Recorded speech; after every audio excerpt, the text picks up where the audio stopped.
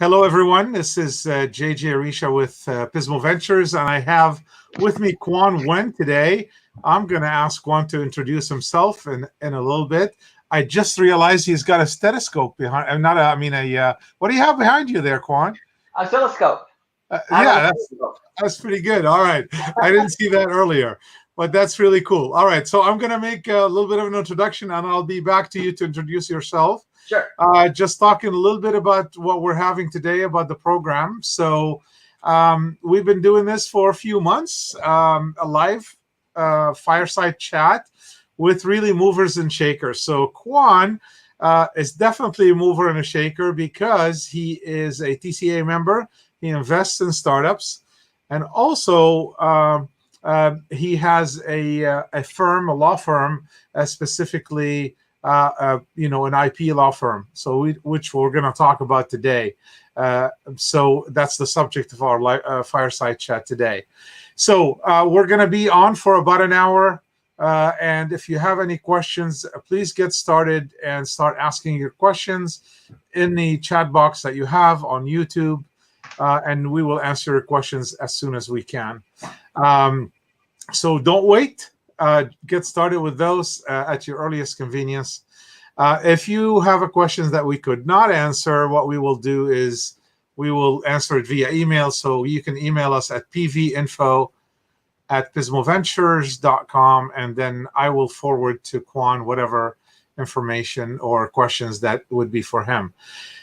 Just a little bit about this program. It is really meant to provide information to entrepreneurs and the ecosystem so they can understand how to navigate the vibrant community, the startup community that we have. We bring on board thought leaders, investors, serial entrepreneurs in order to add value to our listeners and provide them with pertinent information about the current climate, about everything, about whatever it takes to really help you build, grow, and sell the business that you're trying to really start. So, or you have started even. So we're here to really help you throughout the way. And if we can add one more thing or answer one question for you today, that would be really our main objective. If you have not subscribed to our YouTube channel, you got to do that. And if you have not subscribed to or followed us on any of the social media, please do so as well. So before I ask Quan to get started, I'm gonna share something quickly on my screen, which I should have done that, but I did not. So here it is. So a little bit about what we do as Pismo Ventures. So we are a combination of a venture firm and an accelerator, which is, I guess nowadays it's called a venture studio. And we also have a software development arm. So what we do is we help businesses, we help them build the right business based on the solution they're trying to solve in the marketplace. We also invest resources in our business, in our portfolio companies, and that is both human capital and also cash into the businesses. We develop software if that's what they need, although we are agnostic. We also facilitate funding because we want to make sure you succeed. And if you succeed, we succeed. We help you open doors for the same reason. We are also building a fund which will potentially help our portfolio companies because the fund will invest in the portfolio companies as well. We are a value-based hybrid cash and equity startup-friendly model. We engage with companies on a month-to-month basis, and we truly become partners and investors in our portfolio companies to help them succeed. So this is a little bit about us, and now I can ask Quan to introduce himself and tell us a little bit about his background before we get started and ask him questions. Hello, sure. Quan. Hello, JJ. So happy to be on here with you with a fireside chat. I'm actually in Tucson, Arizona today. So we have offices in Tucson, Arizona, and Irvine, California. I'm in the Tucson, Arizona, and it's probably, oh gosh, 100 plus by now. So fireside, a perfect combination for where I need to be right now. Perfect. Yes, yes. And I'm really, really, really honored and delighted to be on with Pismo. I think you guys are doing awesome. The platform you have is great. I want to talk with you more about the fund that you're raising and possibly participate in it. So the way that I got introduced into the whole entrepreneurial world is I got bitten by the bug. So our firm represents universities, major corporations, multinational corporations, mid-sized cap companies, small companies, and we represent a number of entrepreneurs. And that's where the excitement is. So we do, you know, we have great time, we do great work with the larger entities, but it's the entrepreneurs. That's where the fun is. That's where the excitement is. That's where it's like watching a suspense movie, a thriller movie, you know, sometime a funny movie and things like that. And so we started to represent entrepreneurs about 12, 13 years ago, and we saw how fun it is. And then, you know, sooner or later, we got involved and we invested in some of the companies. So as a patent attorney, I've been practicing patent law for about 20 years. And we, at our firm, in addition to representing a spectrum of clients, from big to small, we also represent a spectrum of technology areas as well. And you know, in everyday life, it can't get more exciting than this: sitting on the front edge, entrepreneurship, and a variety of shows to watch, being the various technologies and things like that. So. As a patent attorney, what I say is that doing patent law basically is my day job. But where I really have the fun is my after work, and that's where I hang out with folks like JJ and things like that. So that's me. And happy to answer any other particular detailed questions that you may have about me personally. Oh, so about the firm. So the firm, we are Nguyen Target. We have 4 patent attorneys, and we have a body, a board of advisors, the high caliber scientists and engineers in which we draw from. And we believe that that's a success of acquiring a patent, defending a patent, anything patent, is the technology. The technology, the depth of knowledge in that is really important. And that's why we have this really strong group of science and engineers at the firm. So that's basically us. And let's get started with the fireside chat, where it's 110 degrees outside. Let's burn up some fire. Let's go, JJ. Well, let's make sure that are you cool inside? I'm sure you are, right? I am cool inside, and I even have my tie on to pinch off circulation. I've not had a chance to wear any tie for the last who knows how long, but here we are. You know, got to put on the best tie for JJ and Pismo. Here we go. I can't believe you wore a tie for this show. I'm wearing just a regular T-shirt. So, well, you know what they say is you can begin to dress down like a millionaire, a billionaire when you're there, but when you're working your way there, you gotta wear the uniform. Still, yes. Are you an engineer by training? So my background, it's a meandering background. I started out at UC Irvine as a biology major, biology and physics actually. And then I finished the biology, didn't finish the physics. Then I went on to UCLA and I did the master in pharmacology there. And then quickly returned to my physics route. And so I did medical physics with the PhD program, the graduate program there. So during my work there, my tenure there as a graduate student, yeah, really tenure, was a long time tenure. It's forever. I did a lot of chemistry. So in terms of the technical background, I span from biology to chemistry to physics, and then in the more recent days, with the colleagues that I work with, a lot of software and a lot of hardware. And that's the trend of today. You know, you touch anything. You touch medical device. You touch pharmaceutics. Everything is either everything. So that's where I am these days, sitting in, you know, a lot of the software and the hardware stuff for the application of the pharmacologies, the biologies, the physics, the optics, and things like that. So that's my technology background. And you know, I can't be a master of all trades. So that's where I speak the language, I know enough, and then I would pull in one of our very, very deep knowledge experts at the firm to actually go deep with our clients. Yeah, that makes sense.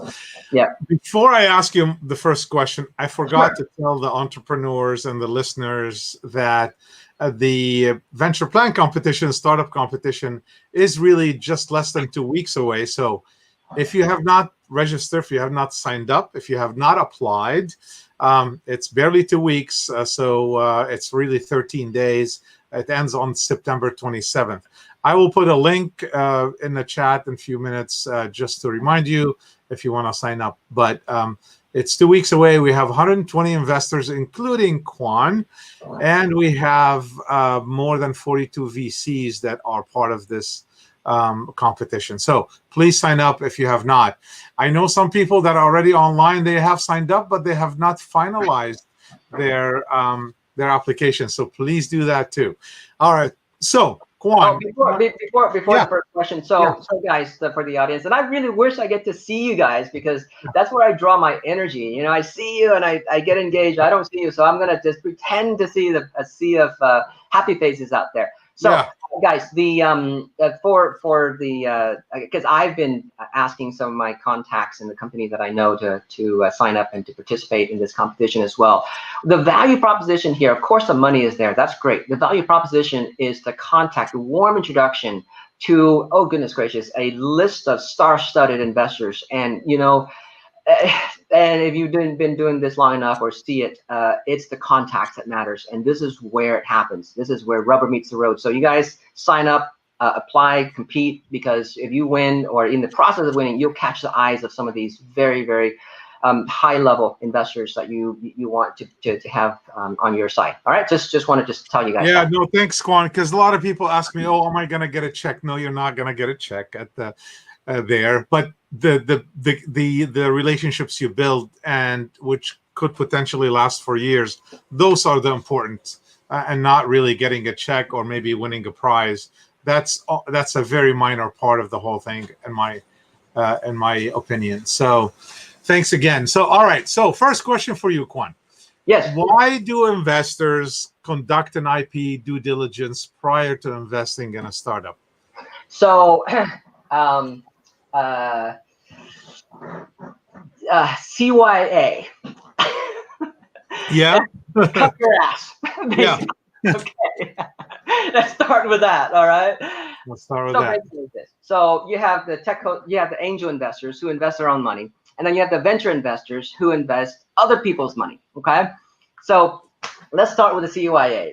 Venture capital people. They invest other people's money. And let's say they invest in something, and then that something goes wrong, they're going to get sued. The venture firm is going to get sued. So the venture capital firms, the venture partners, they have to do a due diligence to show that basically, hey, we looked into this, we turned up all the rocks, and this is what we found. So that way there's some cover for that. Okay. And well, okay, that's just the cynical side of me, just trying to be funny. And Again, I wish I could see the feedback of the faces out there, but I'm working in sort of a vacuum here. So, but that's actually a reality. I'll give you one example. All right. So you guys know this whole vaccine race, right? Vaccine race, you've got 9 companies and then some, but the 9 prominent companies, Moderna is one of them. Moderna is one of those companies. You probably heard of them because they've been in the news a lot, up, down, up, down, up, down, all sorts of stuff. But the one that's relevant, and the one that caught my eye, of course, is everything that's got to do with patent.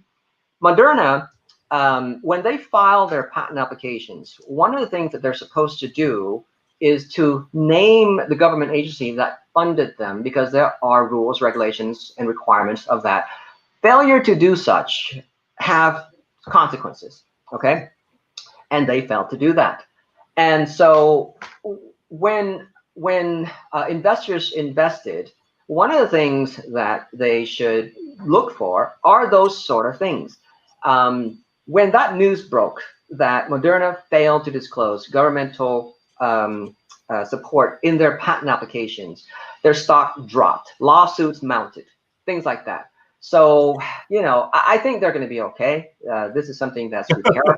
But nonetheless, due diligence is to look at those sort of things. Things have been done before. And on the other side of it, when things go bad, if things go bad, did you do your due diligence? And if they have it in their in their emails and things like that, they ask and things like that, then they're fine. But when lawsuits come out, it's one thing to make sure that you actually do due diligence to avoid liabilities. Now, on the positive side, and I started out on the negative side of cover your ass sort of stuff, CYA, but on the positive side, this is why. Money is hard-earned, okay? And so when an investor invests into something, they want to look at whether there is strong patent coverage on something or not. So what they look for is, okay, are there patents or not? Because when they invest into a company, well, let me first start with this. A company does not have to have patent to be successful, but it is helpful to be successful if a company has patents, especially if it's a technology company where it's not really the widget that they build, it's the know-how that they eventually sell to somebody. It's that know-how, it's that intellectual property that they eventually sell to somebody that has a lot of value. And so the investor wants to, let's say they put in $100,000. It's sort of like a collateral. Okay, I'm putting in $100,000, but I need something concrete to have as a collateral for my investment. That IP, that intellectual property, is that collateral. So they look for that. And so the question is, why do investors conduct IP due diligence? Is to minimize risk, basically. So if they have that collateral, then okay, if the people, the management team go wacko, whatever, there is still that collateral, that's something that they can hang on to.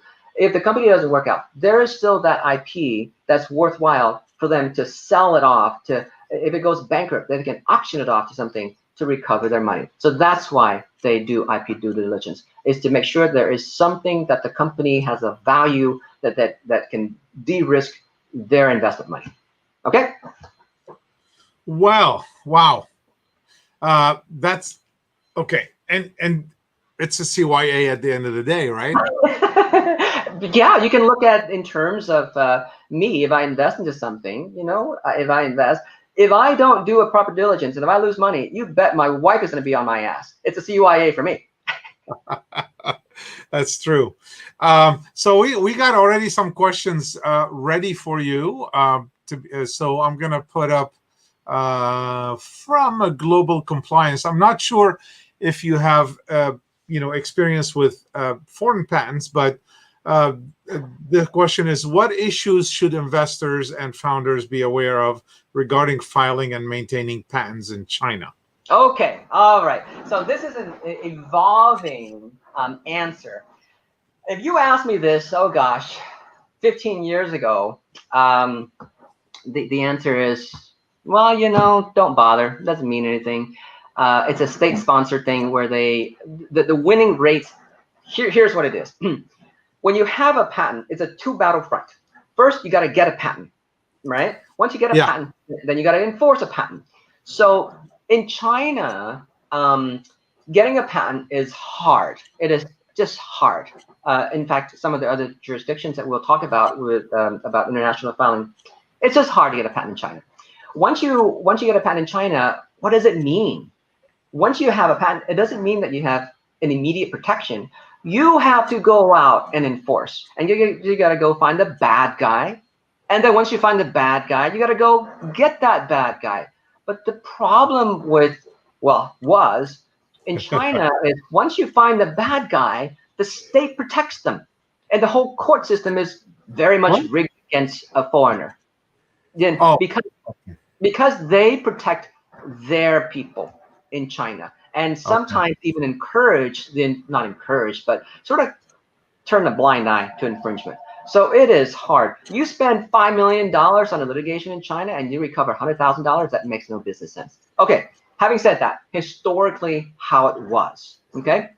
So, but here's what is baffling. I had a lot of conversations with the multinational corporations that we represent, and they consistently file in China. And the answer that I get back from people who are much smarter than me is, we can't risk it. Who knows what the patent law is going to be in the future? So we just got to prepare ourselves. So, patent law in China started, I'd say, about 30, maybe 40 years ago. It's very young, very, very young yet. And if you want to have a feel for what patent law is, patent law in China is at the stage of where patent law was in the United States in the 1930s. It's very young. It's still evolving. They're still trying to figure out what they're trying to do. But if you don't position yourself, and if the law begins to shape up, and you can actually get some protection, then you lose out. So for companies that can't afford it, they generally do go into China just because it's a more of a future thing, just in case it's worth it.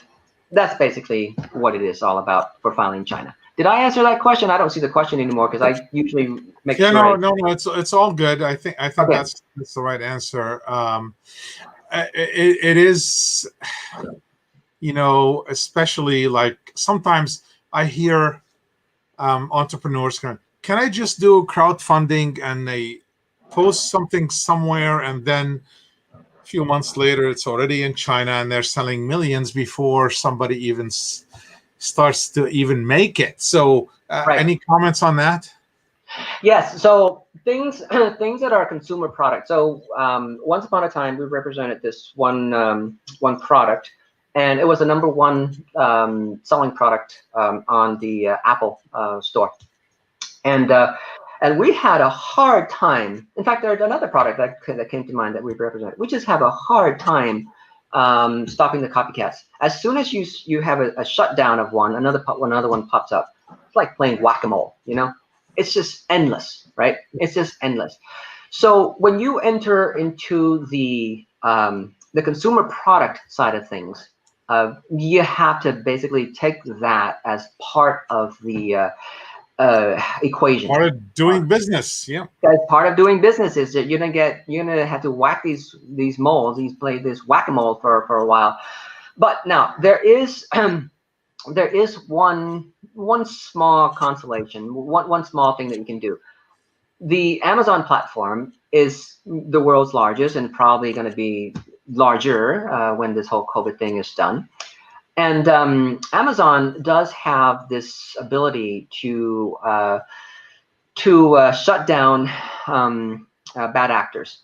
But it's very much so not on the patent side of things, but on the trademark side of things. Right. But that's okay, because in terms of consumer products, it's very much the branding. Very much like, when you go out and you buy a cola, you buy a Coca-Cola or you buy a Pepsi because it is a branding. If there's another drink that's the same or just as good, you don't buy it because the branding is not there. It's not been seared into your head what, the quality of these things, goodwill, trading, trademark. Yeah. So if you are going to be in a consumer product side of things, widgets and light bulbs and things like that, cell phone cases and things like that, the branding is what's important. You got to do the trademark, okay? And here's why. Once you have the trademark, the registration in hand, you register it with Amazon. Once you register it with Amazon, let's say you call yourself the ABC company, and you're out there, you're selling, you have goodwill, you have good reviews and stuff like that. A copycat pops up, and usually it's from China, Indonesia, or someplace out there. Then you can go to Amazon and you can say to them, hey, I've got a registration. Here's what it is. Please shut that company down. Amazon will do it. They're very fast about that kind of stuff because they don't want to be a facilitator of bad acts. And so they actually will cooperate with you. So if you're going to be in a consumer product and you're going to be selling something online, know that competitors, copycats will be there. Get a trademark registration. That's where you have a fast result on shutting down the bad guys. Yeah. All right. So we talked about the CYA, but what do investors look for specifically? You as an investor and as an attorney. Yes. So what investors look for is that the startup knows what they're doing, and it's just not a hand waving. And I've said in so many of these pitches and things where the presenter, the CEO or the CTO or somebody, when it comes to patent, they just sort of hand wave it, and it is really, maybe it's just for me, but I should make sure I convey this. It's a real bad impression. it's that first impression of the team respects their IP and they know what they're doing. And this is what they look for. Basically, freedom to operate, basically patentable or not. Those two things. Is it patentable and is there freedom to operate? So, in brief, patentable is you got something, you got a new process, you got a new widget, you got a new something. And then with our first question, why do investors do IP due diligence? Do IP due diligence? They want to know if you have something as a collateral when they put their money into it. So now, okay, that's something. Is that something patentable? Just because you file a patent application with the patent office, it doesn't mean that you're going to get a patent. I'm going to submit a credit card application form to American Express or to Visa for $2 billion, okay, on Quan. Am I going to get it? Maybe, maybe not, but most likely maybe not, right?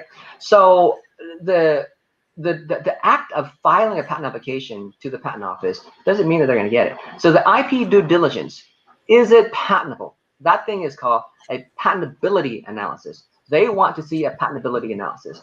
That usually comes down to looking at the prior art, okay? And this is where the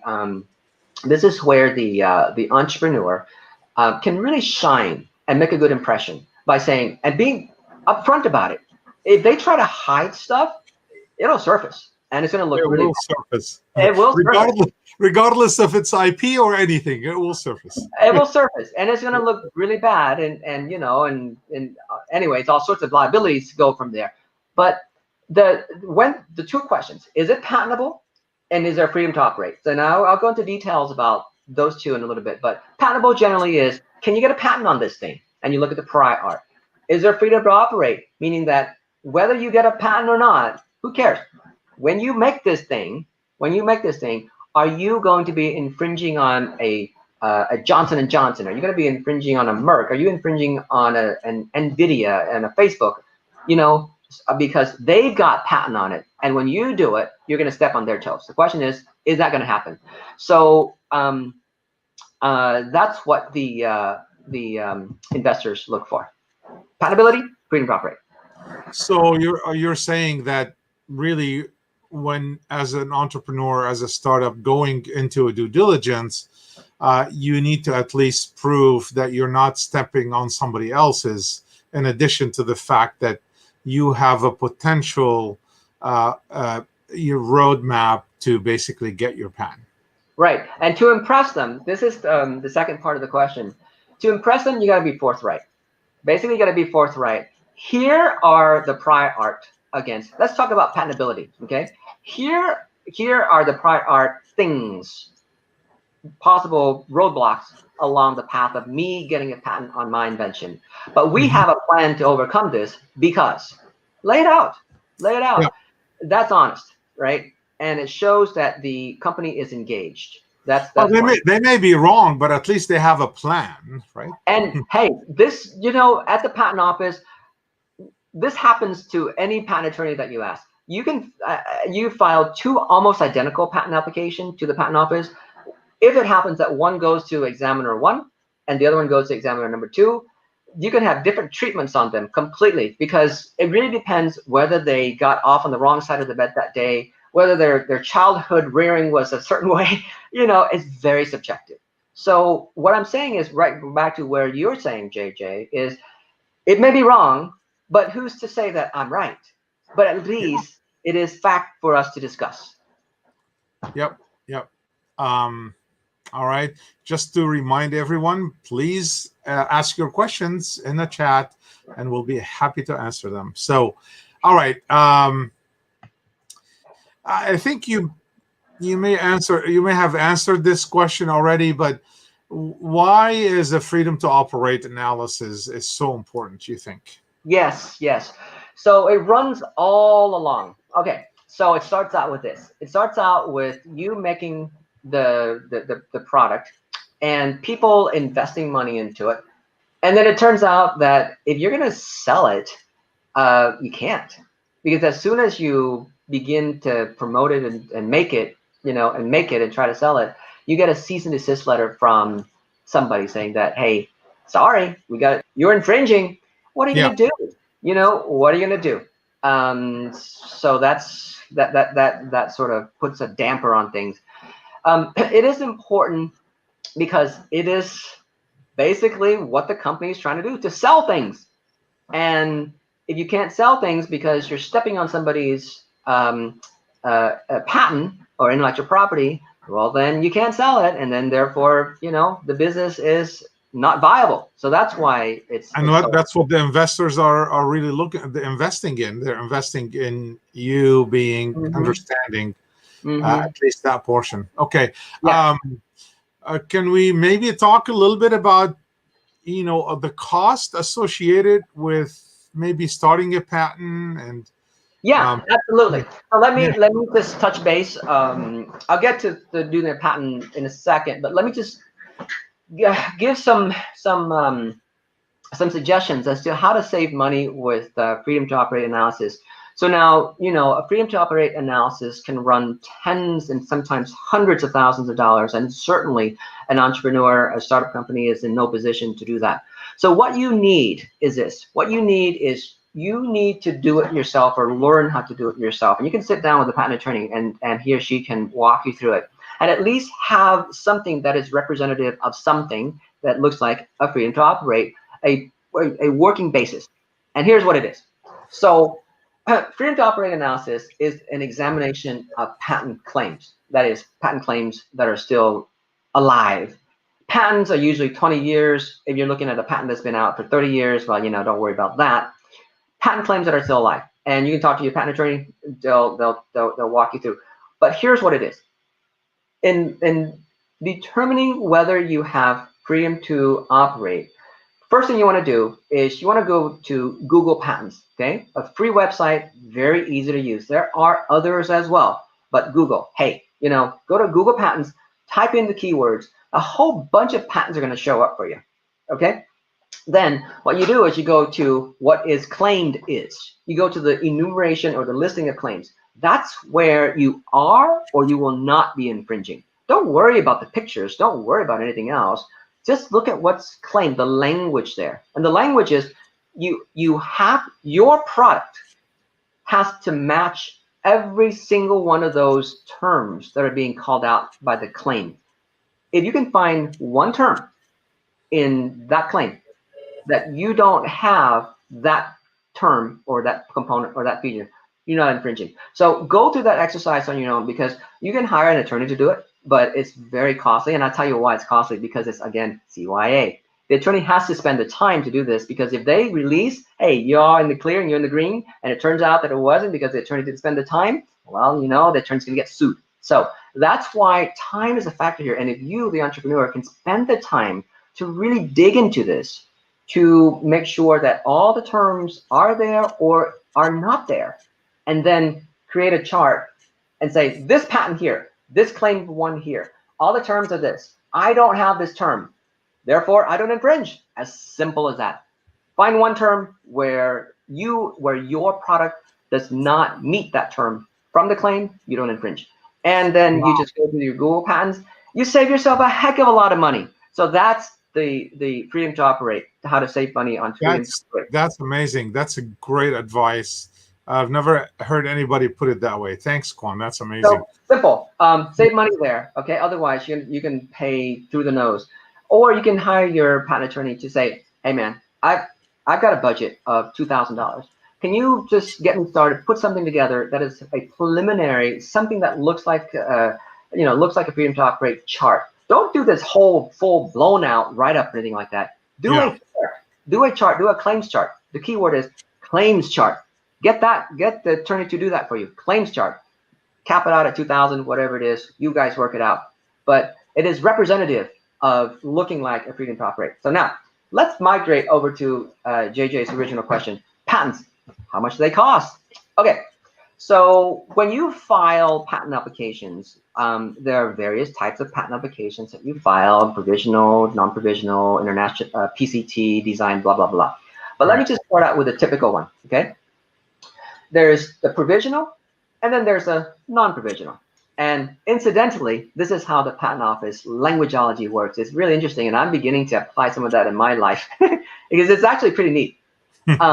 They have a this and a non-this. Give you another example. Is it a small entity or is it a big entity? No, no, no, no. It's a small entity and a non-small entity. That's the language that they use. So it's this, and then it's a non-this. So you have a provisional application, and then you have a non-provisional application. All right, what's the difference between the two? A provisional application, think of it as like a draft, a first run at something. And it doesn't have to be polished, it doesn't have to be perfect, it's just got to have the content, okay?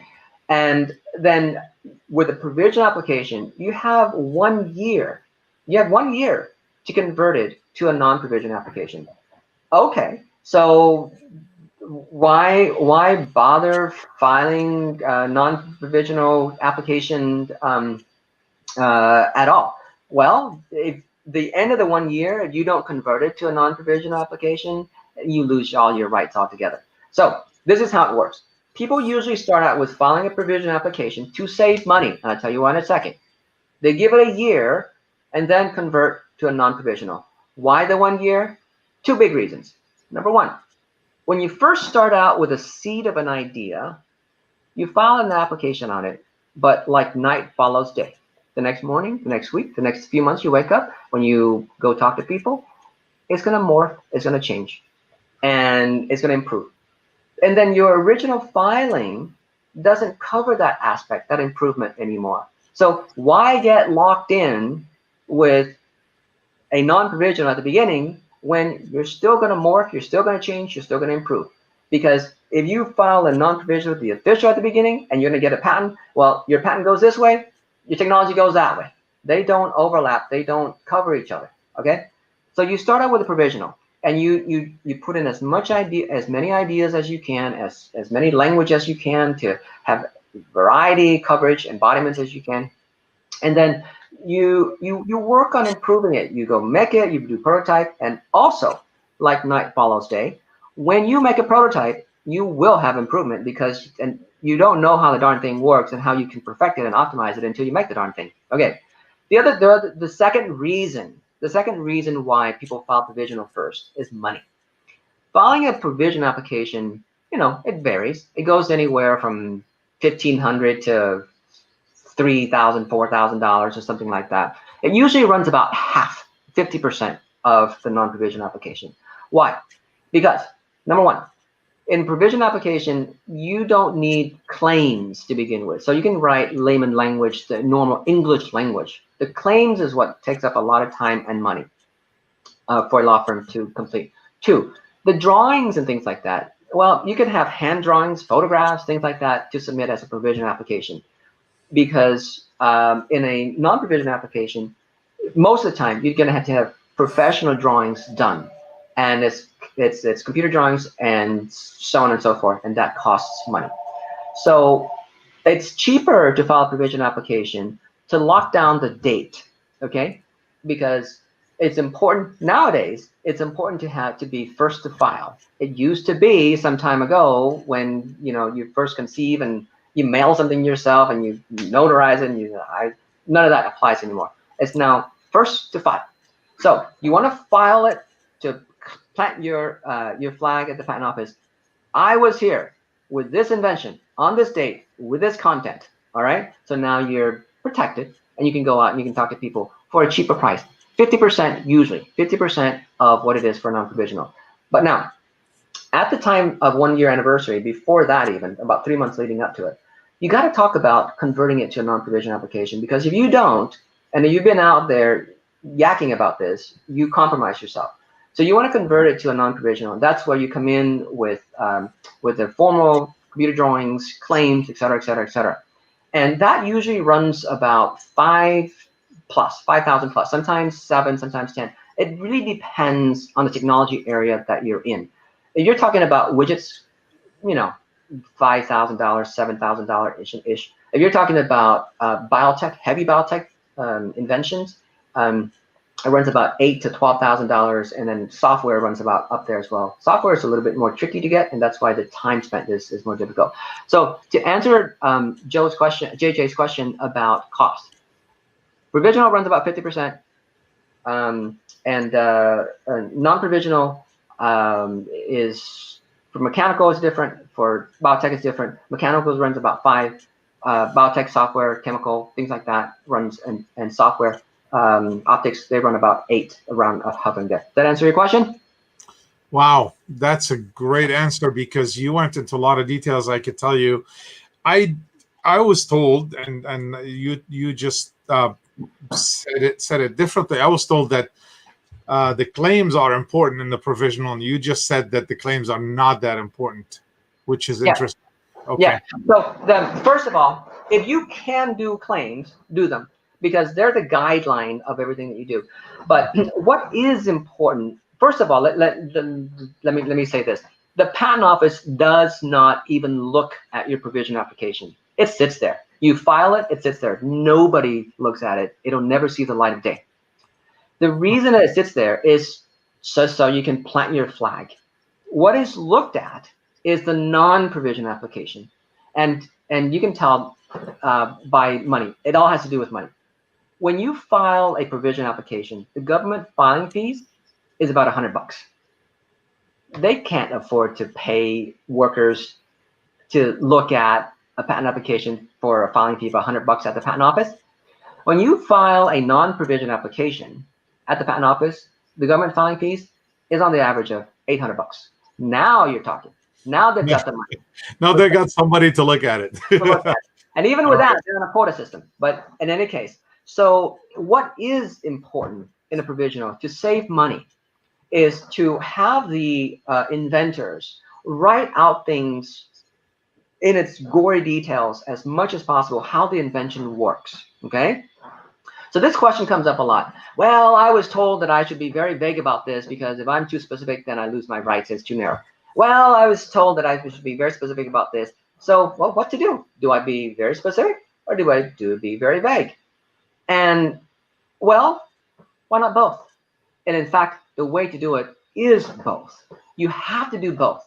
And so there are reasons why you have to do both. But let me tell you the approach that you should take in writing your provisional, and especially for your non-provisional. The approach is, first, be very specific in laying out how your invention works. Here's how it works. Here's the nuts and bolts, and here's how I'm enabling it to work. Lay that out. Number one. Then step back and go, all right, cool. That's how it works. How is a competitor going to do this differently? How am I going to do this differently in 6 months? How else can it be done? Then you write that as a second layer on top of this too. Then you get more generic, you get more vague. This can be done this way, that way, and any other way. But you have your core of very specific. You have both. That's why it's important to do both. All right. We have a question from Lil. She says, for software, SaaS models where you typically integrate with other software to make it work, I was told it's very hard to get a patent on it. What would a software need to demonstrate to be patentable? Well, thank you for that question. I have had many hours of conversations with examiners at the patent office, many, and some good ones. And the reason it's a good conversation is just both of us are just bemoaning what on earth is happening. That and the diagnostic world, we just don't know where this thing is going. You know, it started out with the transformation test. Okay, so in the patent world, you have to go back to the founding of this, way back in Constitution, when the U.S. Constitution, the patent word is there. Okay, so back in the day, 1700, 1600, things that are invented are widgets. All right, they're basically widgets. They never have thought about, computer. That's never come. Although Ada Lovett or this computer, there was some like that, but nobody ever thought about the fact that you can patent software and things. Those are foreign words. Okay, so some time ago there was this transformation test that the software has to transform something. It has to transform something physical. Always going back to that physicality. Well, they're just software. There's a series of algorithms and flowcharts, and you kind of just, go through. All right, there's a set of instructions. The patent office has this thing against, well, you cannot patent a set of instructions. Well, okay, well then you got to show that it transforms something. Oh, okay, so, and I thought long and hard about this, and I thought of doing something about it too, actually, as in inventing something that measures this and hopefully making money and, getting JJ to invest in it. So here's the test now, okay? The test now is it has to be significantly more. There has to be a step that is significantly more. What is that significantly more? Well, here it is. You can have an algorithm that can compute something faster. You can have an algorithm that can have an output of something more accurate. You can have an algorithm that can go through from this end of computation to that end of computation more efficiently, consumes less battery. Okay? Those could qualify as something more. And it's hard to quantitate that. And so that's why I've been noodling on this. How do I have a plugin to have a before and an after where this algorithm goes through and it proves either higher accuracy, lower battery consumption, or just faster, something like that?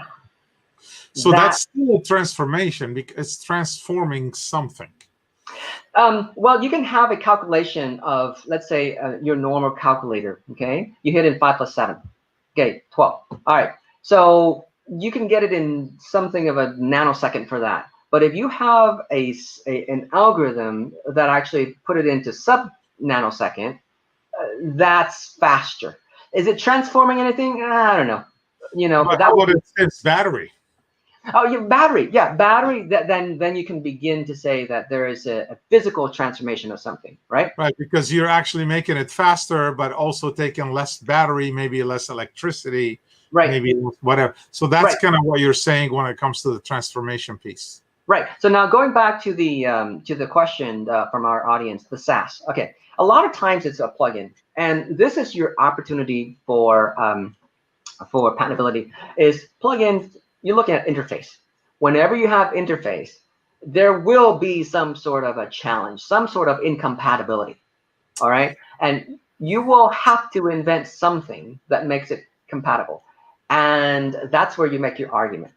Law is not black and white. It's where we find a position, we identify something, and you can make, if there is something, that's where you build it. And you go to the top of the mountain and scream on the top of your lung, this is a huge problem. And I've come up with this thing that allowed me to have this interface for my SaaS. And that's where you make your patentability argument. All right. Very, very cool. Okay, so we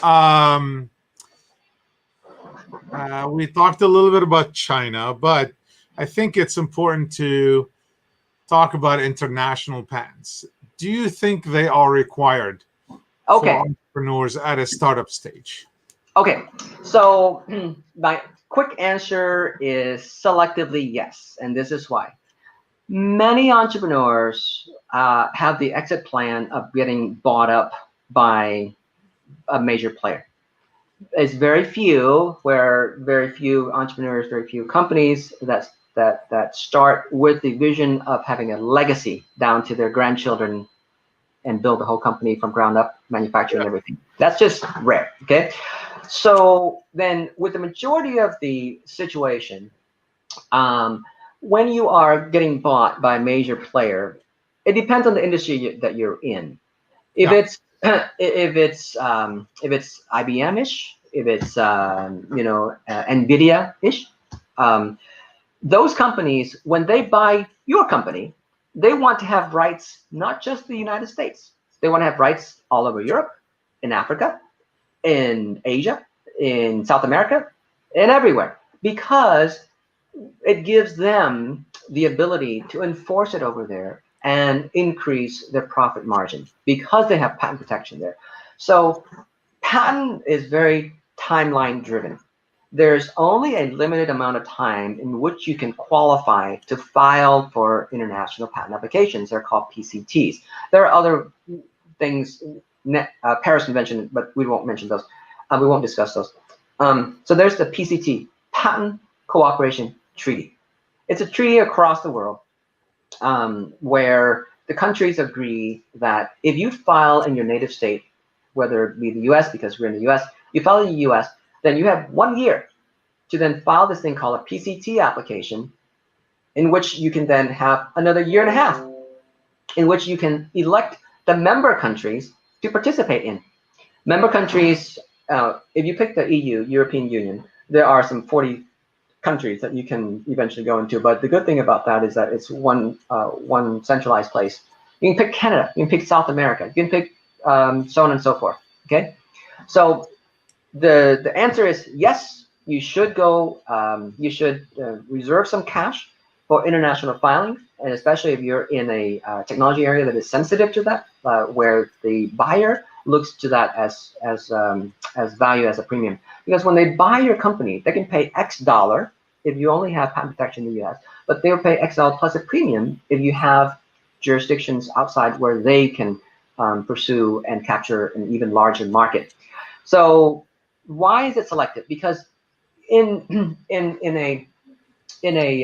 building a patent portfolio for a company, you don't want to just have one patent. You don't want to be, a one-hit wonder. You want to have a portfolio. You want to have a whole bunch of arrows in your quiver to pull out and shoot, okay? That's where you have your patent portfolio. But then if you're going to try to go PCT, international, with every one of those, it's going to be cost prohibitive. Pick your core one. Pick the best, most important one. Go international with that, at least that. And it tends to be the core technology, the base technology. And everything else is sort of like, there's this sort of bonuses around it. And you don't have to go international with those, but at least have a core one. And in investment and in anything else, even when the big companies look at you, it's a lot about impression, and it's a lot about just a perspective. You can say, a big company say, that company A doesn't have any international at all. This company B has international, even though just one, but it does have an international, So it's worth the $3,000 to spend for. When I say 3,000, the reason I mention that is that's a government filing fees for the international filing. So you remember when we were talking about provisional, and then a year later you do a non-provisional? Okay, at the non-provisional, you can save money even more. Instead of doing a US conversion to a non-provisional, forget the non-provisional. Do a provisional straight to the PCT. Instead of paying $800, $1,000 for the US, just pay straight $3,000 to the PCT and just drag it on out, And by the time that the next thing is due for patent, hopefully you'll have an investor or two backing you up that you can pay for these things along the way. So you can work it up, that way. And the differential, you're really looking at the 1 year anniversary conversion is 1,000 US or 3,000 for the international PCT. I would just spend the extra $2,000 to go to the PCT. So I think JJ's original question for me is, are PCT or are international patent applications suggested or needed? The answer is yes, selectively. Okay, all right. Let's talk a little bit, and I think you touched on that a little bit earlier when it comes to the claims and saving money and the claims table. What are the best ways potentially to save money on patents? Yes. So in drafting a patent application, you remember at the top of the hour I mentioned to you the success in getting patents is the robustness in which you build out the language for the technicality of things.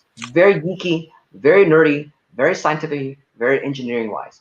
So the patent attorney may be very savvy, may be very knowledgeable in terms of speaking the language, but I promise you that there's no way that I or any of my colleagues would know the subject matter as well as you do, because you live this life for the last, 10 years plus, right? Me spending 10 weeks in it, in a generality, no way. So in order to write that thing, either the patent attorney can write it and spend a lot of time learning about it and writing it and not sure even getting to that level of where the inventor can get to. Where you can save money is to lay it out for the inventor to have the disclosure of the draft in detail.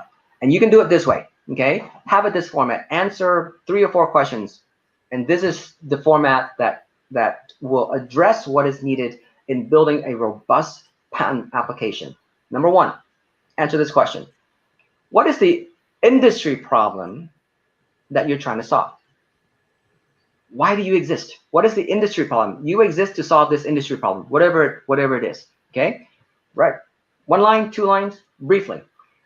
Number 2, how is the world solving this industry problem right now? How are they solving it?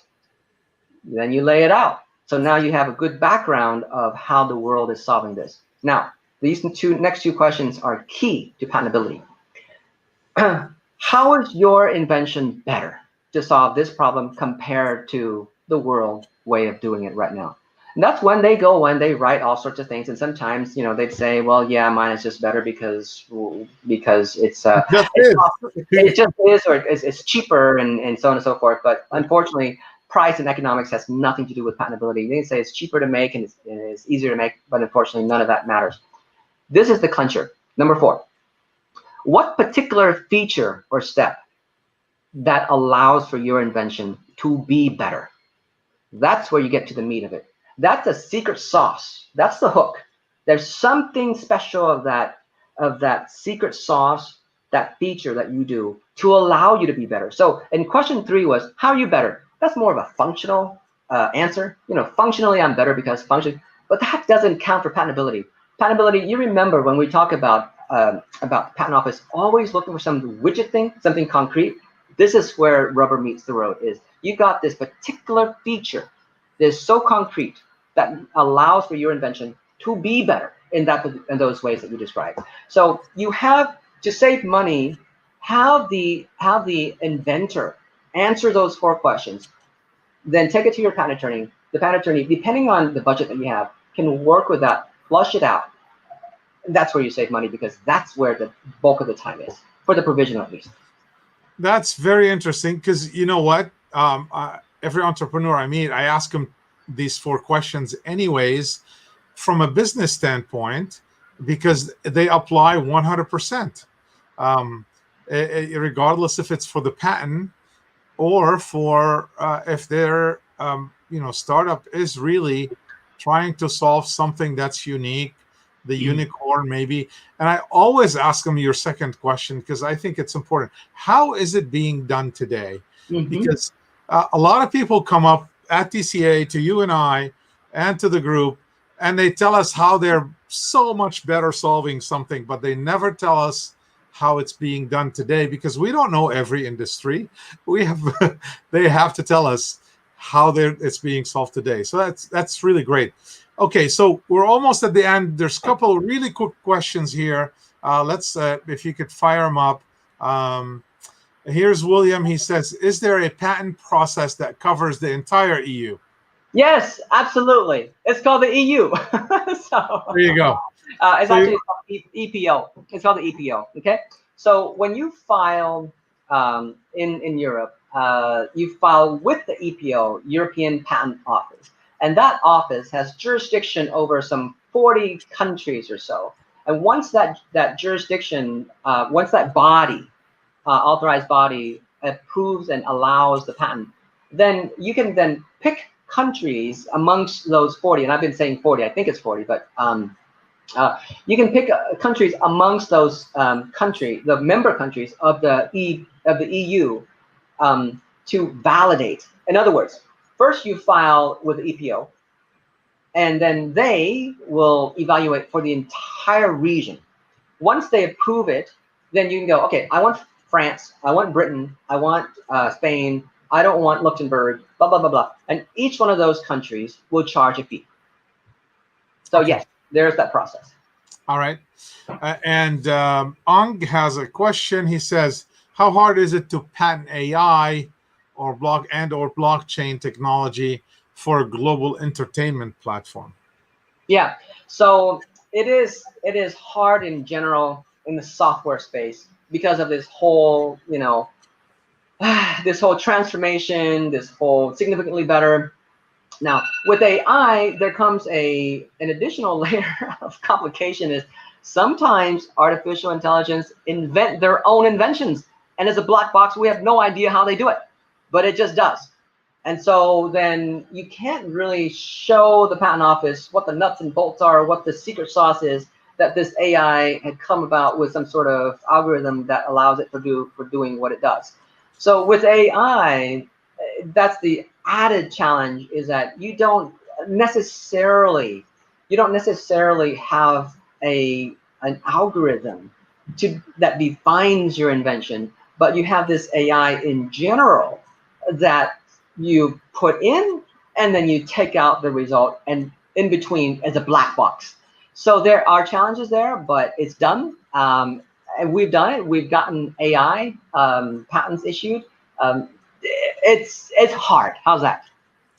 Hard is the right answer. It's very difficult for any software because, very quick question on that, because we're at the end. But so do they actually look at the code, for example, or at the algorithm? They never do. They look at the algorithm. You can pinpoint the algorithm. That particular section of the algorithm, that is a secret sauce. It does it differently. And that's where you get your significantly more transformation or what have you. That part of it, they look at the algorithm, but not the code. I mean, you can, but codes are just like any language that we speak. You could change anything in it. Yep. All right. So I'm going to do some closing. Meanwhile, please think of the answer to this question, and that is, one recommendation, one advice that you would leave our listeners with when it comes to IP or patents in general. All right, I'll be right back while you're thinking of the answer to that one. All right, so thank you everyone for being here. We, everything that's fun comes to an end. I'm sorry, but Quan has been, he was amazing. He explained things so easily. I even understand it, which is really great. So if I'll just repeat some of the stuff I mentioned in the beginning. If you have not subscribed to our YouTube channel, please do so now. Just click subscribe right there. Also follow us on social media.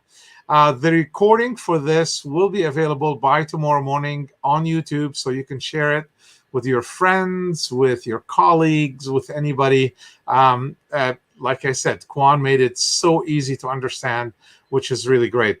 If you still have any questions for Quan or myself, you can always email them to pvinfo@pismoventures.com.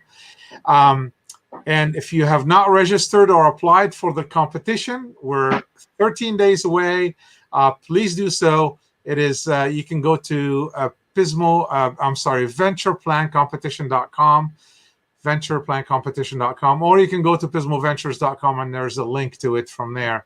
But 13 days away, a great opportunity to connect with investors and build relationships and build trust. No one is going to give you a check. That's what Quan said. So I know that for a fact. Right there at the competition, maybe afterwards. All right, so we have a great lineup for the next 3 weeks. Make sure you keep looking at our newsletters or the events on Eventbrite as well. And we may go dark in October just because of the competition. And because we have so many things going on. We have 22 webinars in starting September 22nd all the way through November 20th. A lot of potential educational opportunities for everyone. All right, Quan, what is that one recommendation, advice you would like to leave our listeners with? Yes, absolutely. That one recommendation is to invest time into getting to know IP for your technology. That time investment is going to pay dividends in multiples, because at the very beginning, when you go in for an investment, an IP due diligence, if you had invested the time, you have credibility. And during the process of your invention, as your company improves and you are aware of your IP needs, you can build value for your company based on that IP knowledge. That builds value. And upon exit, if you do it right, it's a CYA. Again, All Yes. right. We started with CYA. We end with a CYA. Quan, thank you so much. You've been great. Listeners, thank you for being here today. We hope to see you in the next few weeks with other broadcasts and fireside chats that would be helpful to your startups. And hopefully you can make it to the venture plan competition. Thank you and have a great day. Thanks, Signing Quan. off. Thank you, everyone. It was fun.